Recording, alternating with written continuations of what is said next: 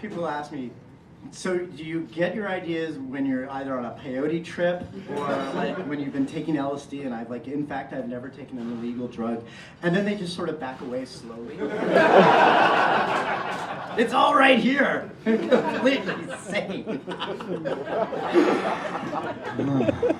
have to get it out or you go crazy. Right, exactly. I'm glad you understand me.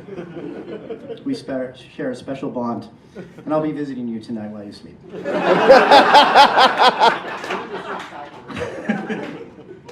Okay, the next thing I'm going to read is actually something I wrote a few years ago. It's a nice short piece. It's kind of fun.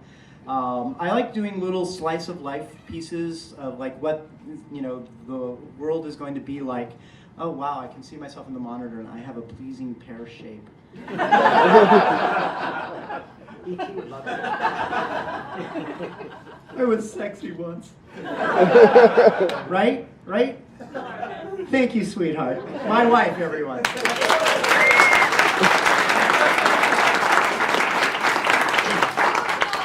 Still sexy. Oh, thank you. Not my wife, everybody. So I like doing these little slice of life pieces of sort of like what the future, the future is kind of mundane. Like I did a piece where it was, a supermarket manager sending a memo to the staff of his supermarket about, aliens, stocking alien foods and stuff like that, and not to be alarmed if the alien foods started talking to them, and stuff like that. And so this is one of those. It's called alternate history search results, and the idea is that this is a it's a search result like a Google for multiple universes. Okay. Dear customer, thank you for trying a sample history search with Multiversity, America's leading alternate history research firm. Thanks to our patented multi-view technology, search algorithms that scour multiple universes with more speed and accuracy, Multiversity is able to access nearly 50% more alternate time streams than either AlternaView or Megapast for the same cost. And we guarantee our alternate history research with a 100% money-back guarantee. We want you to be happy with the accuracy of our alternate pasts so we can work together in our shared future. For your sample history search, you asked to see the death of Adolf Hitler on the date of August 13, 1908 in Vienna, Austria. As it happens, the death of Adolf Hitler is one of our most popular requests. And Multiversity has developed an impressive pre-cached concordance on the subject, spanning most days of this subject's entire lifespan. What does this mean for you? Simply that as a pre-researched event, if you were paying for this history search, we could offer you this information on a substantially discounted basis. Some popular searches are available for as much as 65% off the new search price. As you did not specify the particular details for the death of Adolf Hitler on August 13, 1908 in Vienna, Austria, we are proud to offer you a random sampler of scenarios relating to the disposition of your search. In it, you will see how varying the details of events you've chosen can greatly influence the course of history. This is the famous butterfly effect, and we're sure you'll enjoy seeing the storms these butterflies bring about. Because this is a sample history search, we regret that we may only provide summaries at this time. But should you wish to explore one or more of these alternate histories in greater detail, Multiversity is proud to offer you a detailed historical statement of $300 value for just $59.95. Please contact one of our sales representatives to take advantage of this special offer. Thanks again for choosing Multiversity. It's a great time to be with us. Scenario number 1. Event: Adolf Hitler killed by mugging attempt on the steps of the Academy of Fine Arts, Vienna. As a result, World War I proceeds, Weimar Republic proceeds, World War II delayed until 1948, U.S. drops atomic bomb on Berlin in 1952, Neil Armstrong, first man on the moon, 1972. Scenario 2, Adolf Hitler is killed by an opium junkie looking for money. As a result, World War I proceeds, Weimar Republic proceeds, World War II averted, Germany and Britain form economic union, declare war on France in 1958, Malcolm Evans, first man on the moon, 1975. Scenario number 3. Adolf Hitler is killed by a runaway horse-drawn wagon filled with bratwurst, the fourth such fatality in Vienna in 6 days. As a result, Vienna passes tough horse-drawn vehicle laws, prompting quick acceptance of automobiles. Austria becomes automotive industrial powerhouse. World War I proceeds. Germany and Allies win thanks to technological advances. 30s worldwide depression averted. Willy Brandt, first man on the moon, 1958. Scenario number 4. Adolf Hitler is killed by multiple knife wounds by a jealous gay lover who thinks his boyfriend is cheating on him with Hitler, who is in fact totally innocent and hasn't had sex of any sort in months, much less gay Viennese sex. I just put an image in your head. I'm not sorry. As a result, the trial of Felix von Weingartner, director of the Vienna Opera and the closeted murdering gay lover in question, shocks and delights Viennese society. Hitler's watercolors, formerly unsellable, become a hot commodity on the auction circuit before the novelty wears off. Hitler's sister awarded a settlement. World War I proceeds. Germany and Allies win. 30s depression not averted. Virulent flu wipes out 38% of European population. U.S. becomes world power. John Glenn, first man on the moon, 1956. Scenario number 5. Adolf Hitler is killed by suffocation when inexplicably encased in an enormous block of unflavored gelatin. I'll let that one sink in. As a result, Hitler, only a random test subject for the gelatin encasing weapon developed by the Russian aristocracy from technology pulled out of the spaceship that caused the Tunguska event of June 30th, 1908. Yes, let's give it up for the Tunguska event. The GEW subsequently used to assassinate enemies of Tsar Nicholas II and then world leaders. World War I begins when Archduke Franz Ferdinand is spontaneously encased in gelatin while riding in a 1911 Graf und Stift Reuss Diblung tour in Sarajevo, and young Bosnia opportunistically claims credit. World War I subsequently ends in 1915 when entire German divisions are gelatinized. Russia becomes sole superpower. Vladimir Putin, first man on the moon, 1948.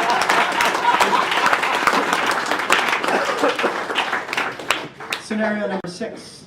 Adolf Hitler is killed by bullet wound in crossfire between time-traveling anti-Nazis sent back to kill him and time-traveling Nazis sent back to prevent his assassination. As a result, causality loop annihilates time and space surrounding Vienna, knocking everyone in the city back to 1529 and the eve of the first Turkish siege. As the 20th century Viennese use their historical knowledge to help the 15th century Viennese, time-traveling pro-Viennese forces appear and fight a pitched battle with time-traveling pro-Ottoman forces, pushing everyone back to 955 and the Battle of Lackfield. When the time-traveling pro-Magyar forces show up, they are slaughtered by everyone else who is tired of all this time-traveling, thereby ending the causality loop. Vienna becomes world power. Henry Yazmirgott, first man on the moon, 1155.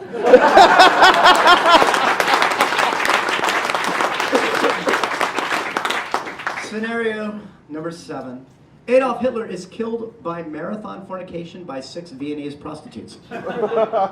As a result, prostitutes arrested and revealed as libidinous time travelers from a very sexy future, which teach the Viennese their futuristic ways of astro-pleasure. Sasha Grey, first woman on the moon, 2010. Scenario 8. Adolf Hitler is killed by vaporization when a meteor hits him square on the head. As a result, no noticeable historical changes arise from the event at all. However, as the meteor is a precursor to a massive asteroid cruising toward Earth, human history had only 22 hours, 16 minutes to develop from that point before being obliterated. Humanity wiped out along with Hitler and 93% of all species. Society of rats rises and falls. Society of frogs rises and falls. Society of pillbugs rises and falls. Society of squid rises and sticks. Bloop, bloop, First squid on the moon, 2,973,004,412 AD.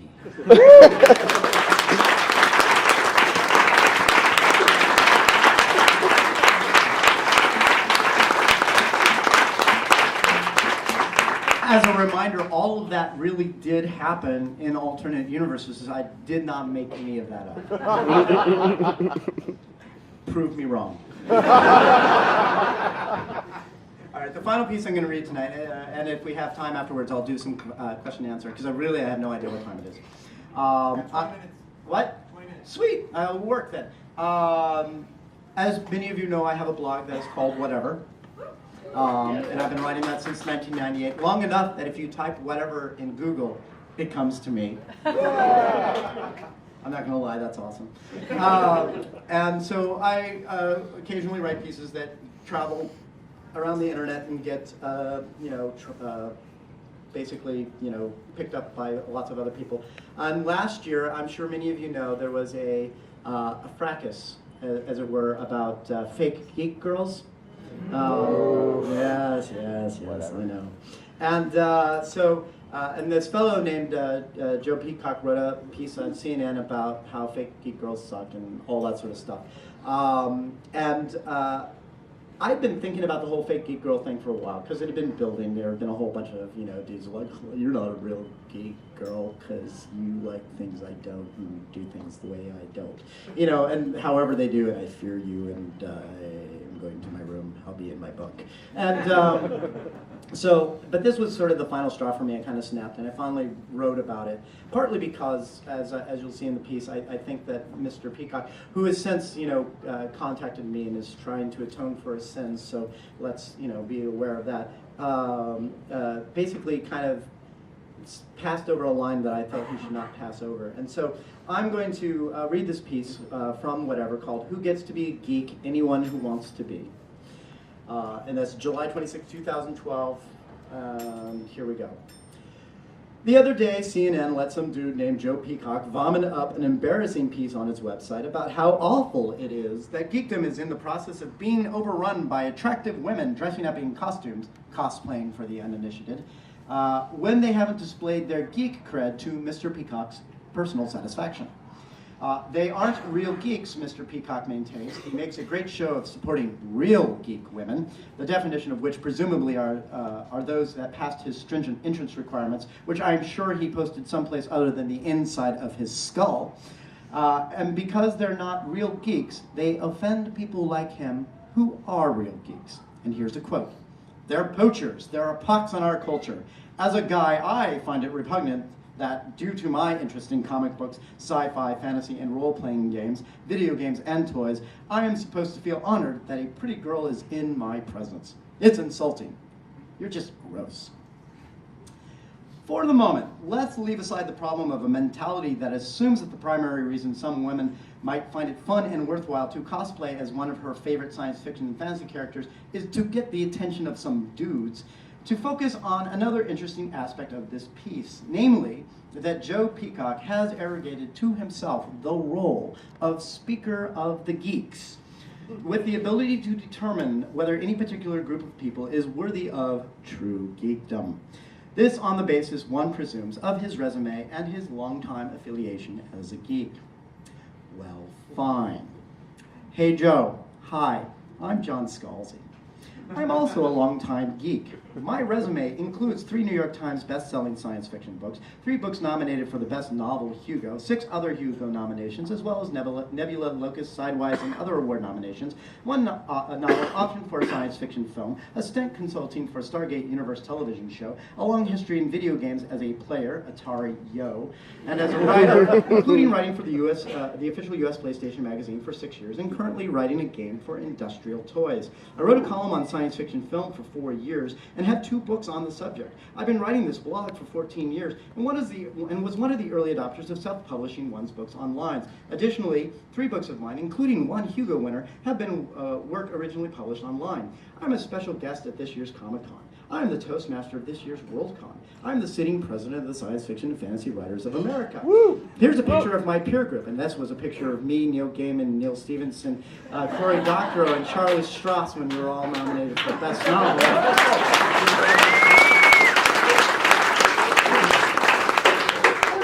And here's another, and this is a picture of me, Will, Felicia, and Pat Rothfuss going like this at a convention in Columbus. I outrank you as Speaker for Geeks. You are overruled.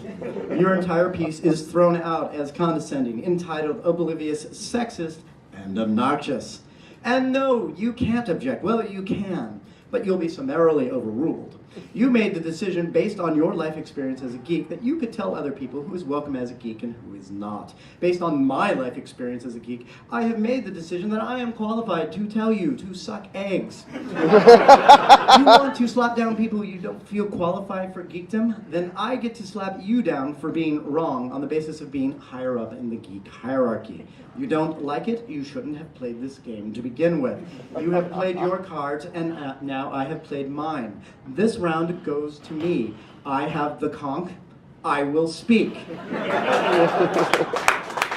Who gets to be a geek? Anyone who wants to be, any way they want to be one.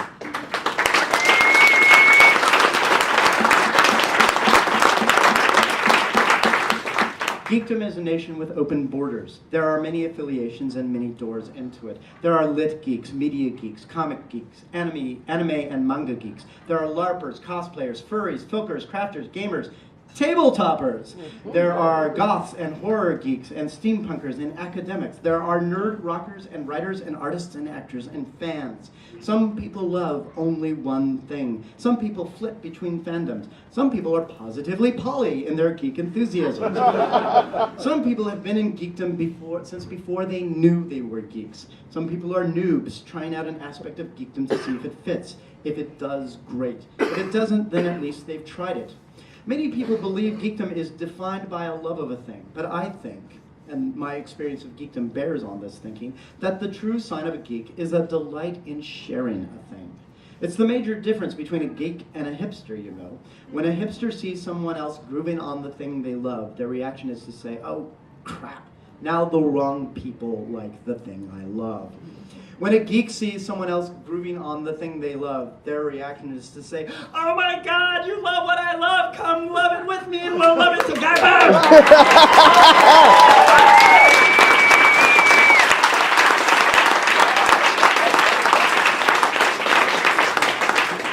Any jerk can love a thing. It's the sharing that makes geekdom awesome. Let's take these women cosplayers whom Mr. Peacock is so hand-flappingly disgusted with and dismissive of. Let's leave aside, for now, the idea that for this group attending Comic-Con, spending literally hundreds and perhaps even thousands of dollars on Comic-Con passes, hotels, transportation, food, not to mention the money and time required to put together an excellent costume, is in itself a signal indication of geek commitment. Let's say that, in fact, the only reason the women cosplayers are there is to get their cosplay on in front of what is likely to be an appreciative audience. So what? As in, so what if their only geekdom is cosplay? What if it is? Who does it harm? Who is materially injured by this fact? Who, upon seeing a woman cosplaying without an accompanying curriculum vitae posted above her head on a stick, laying out her geek bona fides, says to him or herself, everything I have loved about my geekdom has turned to ashes in my mouth, and then flees from the San Diego Convention Center weeping. If there is such an unfortunate soul, should the fragile pathology of their own geekdom be the concern of the cosplaying woman? It seems highly doubtful that the woman spent hundreds, if not thousands of dollars to show up in San Diego just to ruin some randomly oversensitive geek's day.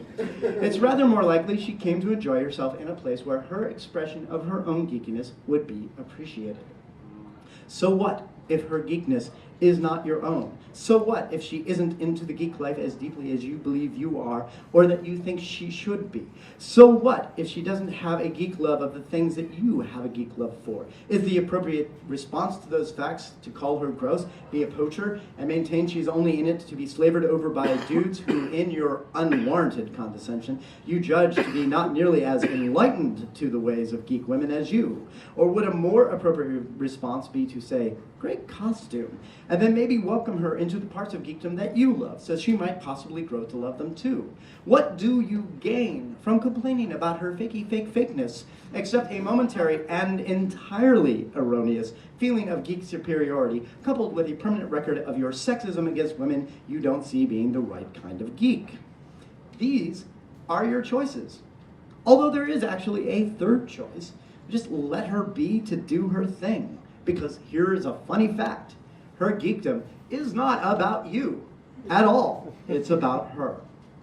Geekdom is personal. Geekdom varies from person to person. There are as many ways to be a geek as there are people who love a thing and love sharing that thing with others. You don't get to define their geekdom. They don't get to define yours. What you can do is share your expression of geekdom with others. Maybe they will get you and maybe they won't. And if they do, that's great. If they don't, that's their problem and not yours. Be your own geek. Love what you love. Share it with anyone who will listen.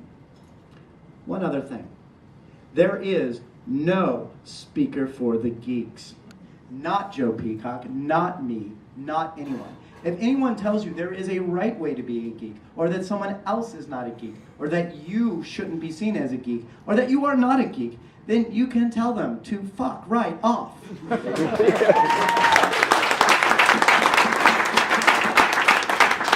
They don't get a vote on your geekdom. Go cosplay, or play Filk, or read that Doctor Who novel, or whatever it is that you want to do. Geekdom is flat. There is no hierarchy. There is no leveling up required, or secret handshake, or entrance examination. There's just you. Anyone can be a geek any way they want to, and that means you too, whoever you are. And if anyone tells you different, you send them to me.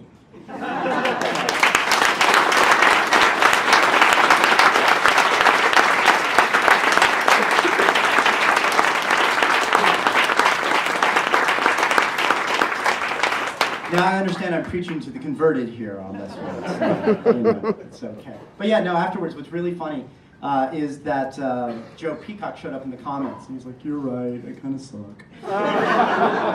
And since then, he and I have had a couple of email conversations, and he's posted on his website going, I'm trying to understand, and and he basically laid himself open to be like swacked on, and he did get swacked on. He was a veritable piñata.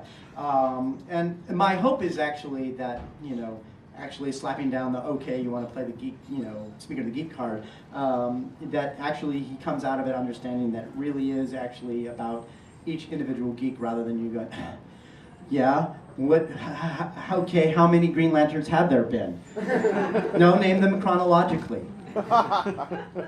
Anyway, so I've been told over here that I have about 10 minutes, and so I'm going to actually throw things up to questions. If anybody has any questions about books, about the website, about the movie, about any of that sort of stuff, or just want to ask me some random bizarre thing. Yes, sir. All right. I noticed that as soon as I said random bizarre thing, oh, I have a random bizarre thing.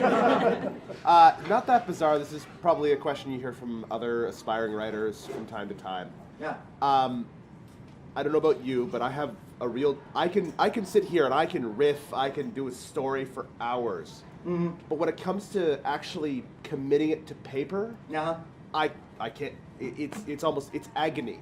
Yeah. To write that down. Do you ever have a problem like that? Have you met somebody? I've been writing for 20 years. I've never done anything other than be a professional writer, and my first job was working at a newspaper where it didn't matter whether it was agony or not. I had 3 p.m. deadline, and if I missed it, I would be stabbed to death by copy editors who would be happy to do it. I literally had a copy editor one day just come over, and she was like, hi.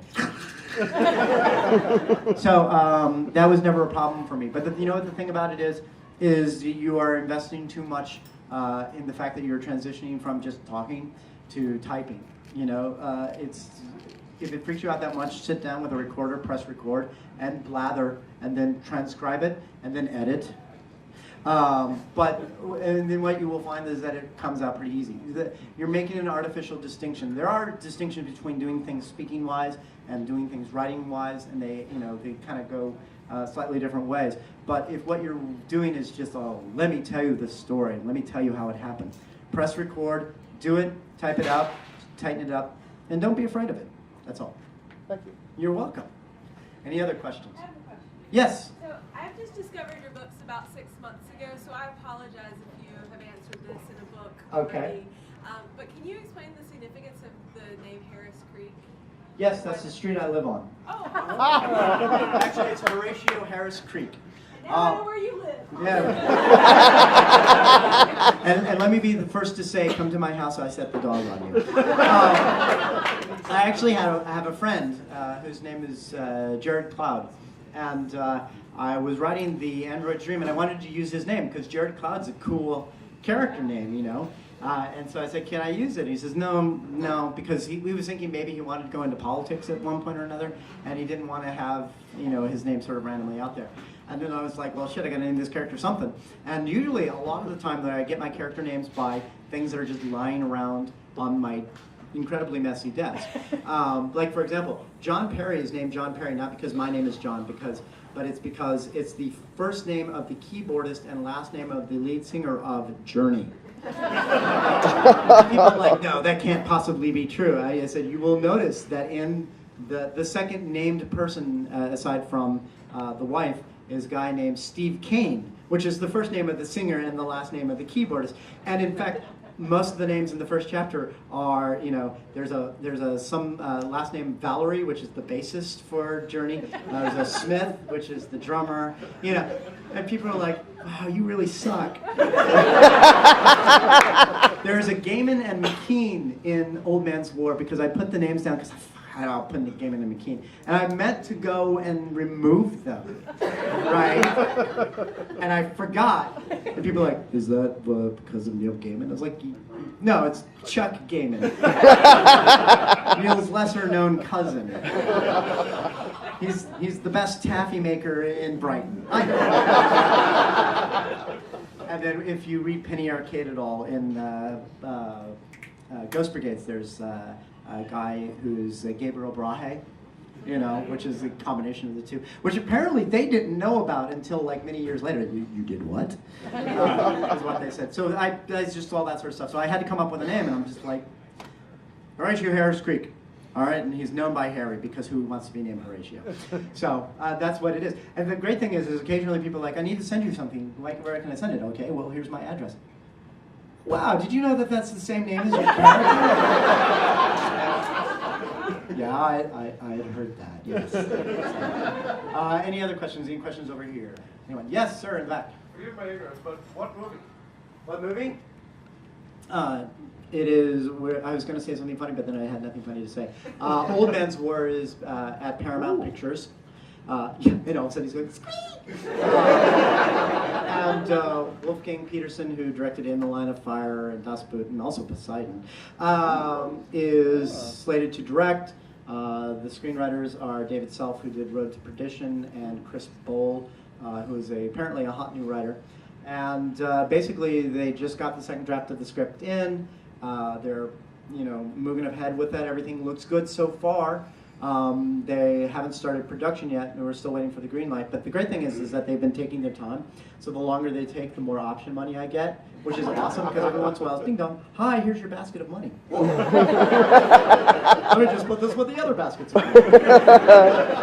Put that in the hot tub of money. You have a hot tub of money? Well, what do you use your hot tub for? You got a hot tub of money, you got a hot tub of mayonnaise, you got a hot tub of sriracha sauce.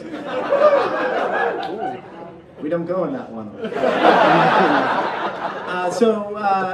Everything's moving along with that, and people are like, are you worried? Are you worried that they're going to, destroy your book? And I was like, no, the book's the book. The book's never going to change. When I signed with these particular people, I knew people I knew that could make a movie and would not necessarily make it suck. But they were great because they assigned me a producer, and the producer is to hold my hand, going, we love it, everything's great. There's going to be some changes. And I was like, yes. And if I were making a movie, these are the changes I would make. Bing, bing, bing, bing, bing. And she was quiet for about like 3 seconds. She's like, "Oh my God, I can actually speak to you about this." Because I'm not precious about it. I mean, I know that they're going, well, you know, first we're going to make it a badger, and you know, and whatever they're going to do. And another time we were having a conversation, and they were talking about something that they were thinking of changing. And I was like, and they're like, but you know, we're still committed to your vision. And I'm like, look, we're going to have this conversation once, so we don't have to have it again. I want you to make a movie that people who read the book will go and they'll see, like, okay, I see that they had to make a few changes to make it into a 2-hour movie, but they still respected the book. It's still very much the same sort of story that I love, and I'm totally on board with this, and I think they did a good job. So that's the movie that I would like you to make. But if you can't make that movie, make a movie that makes a shit ton of money.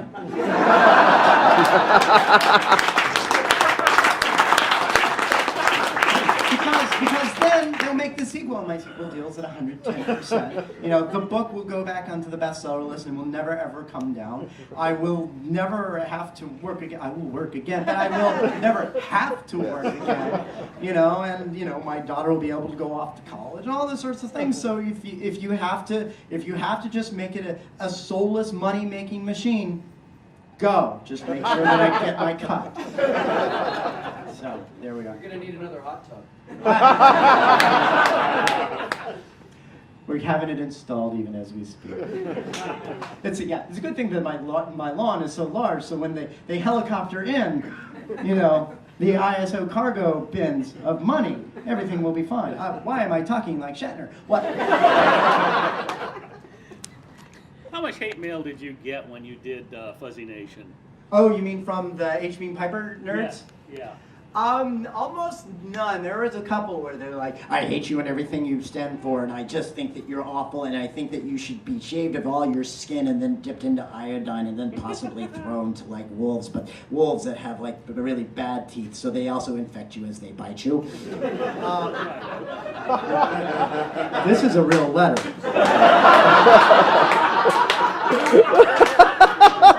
There's a plot into it, that's fine. Like, what's the point? You're expecting rationality from a letter like this. I wrote it! This Becky Newman, ladies and gentlemen. There were a couple, you know. We did two things to sort of insulate ourselves from that. The first was that we were totally open about what we were doing, and we actively encouraged people to go read. Fuzzy Nation, which was a book I wrote 3 books ago now, was basically a remake of Little Fuzzy, which is the book by H.B. Piper. It was published in 1961. I imagined it using sort of more modern day characters. The first thing we did was we pointed people to, you know, Little Fuzzy, and we said, we're not trying to replace it, indeed, go read it so you can see the difference between what a, you know, science fiction novel was in 1961 and what it is in 2011. You know, it's a 50 years difference. How are things handled differently by people who are in the field? The second thing is we went to the Piper estate and said, this is what we're doing. If you approve of it, we will sell it and we'll give you a cut, which is what we did. And then you know, if you don't approve of it, then I'll shove it into a drawer and no one will ever see it again. Because I wrote it basically I was curious what it would be like. And it's in public domain. But even though it's in the public domain, I still felt like, just as a matter of courtesy, you talk to the Piper estate. Now, the Piper estate is owned by Penguin at this point. And one of those really bizarre sorts of things, they bought the Piper estate in 1981 or something like that for $2,000. And you're like, oh, seriously, you know? And then that's why they did the Fuzzy books that were written by Ardith Mayar and William Tooney. But so we went to them, and they were like, you want to do what now? And it took longer for them to say yes to approving it than it took me to write the book, by a considerable margin. And this is a funny thing. So when they say, will you let us sell it? They're like, yeah, well, we don't know how much commercial value it has at this point, so we're a little concerned. And I'm like, I don't mean to blow my own horn here, but, you know, 3-time Hugo nominee, New York Times best-selling author, I think I might sell it.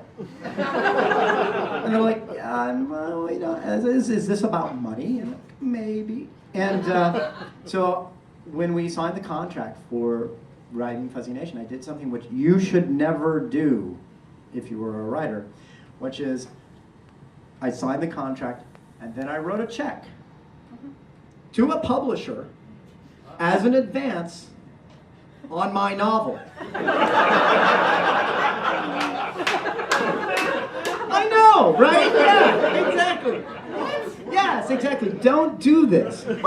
Don't do this. But it really was. I actually paid them, and I was like, I got news for you, you know. It's like, because they were just like, well, as long as we get a taste. You're right, exactly. And I'm like, you already got in for 25%. You know, I was like, they're fine. And so I wrote the check, and the check was for X.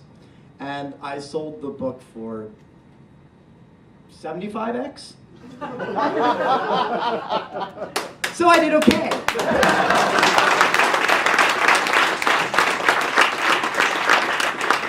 All right, one last question, and then we'll have to close things up. So, well, okay, in the back. I can barely see you. You're just a shadow. It's because I'm not even 5 feet tall. Okay. Sorry, I was born that way. I blame you. I love the range of writing that you do. I especially love your blog. That's how I found you. Thank you. But I was curious, what type of writing do you enjoy doing the most? And which type of writing do you end up having to do the most? The type of writing I enjoy the most is the type of writing I'm not being paid to do at the moment, and the type that I hate the most is the stuff that's on deadline. Of course. And it sounds like I'm giving you the glib answer, but it is actually true. That because when you're writing something and you're in the process and it is actually someone's like, I paid you money for that, it becomes this thing that you actually have to finish, and then your brain, because your brain is helpful, is like, oh, I have this great idea. I have this great idea that you can't work on, probably for another 6 months, but I really want to, I'm going to lay it out in detail here. So, you know, I don't know that I'm distracting you. I probably am, but just go with me on this. I'm trying to finish this thing. But I actually like writing all of it, and I'll tell you why. Because I have about 9 fiction books, 10 nonfiction books, kind of alternate them. They use different parts of the brain. They allow me to sort of keep all parts of my brain sharp. And overall, it's just much more, for me as a writer, being able to do a wide range of things sort of keeps me happy. Because if I were to do 2 novels in a row, I would get deadly bored. But if I do a novel and I do a nonfiction book, or I compile one of my blog things together, or I do a series of articles on blah, whatever, then my brain, which is very ADD, gets to flit around and go, oh, look, shiny here. Oh, there's shiny here. There's shiny everywhere. Whoa, whoa, whoa. I'm a 43-year-old man.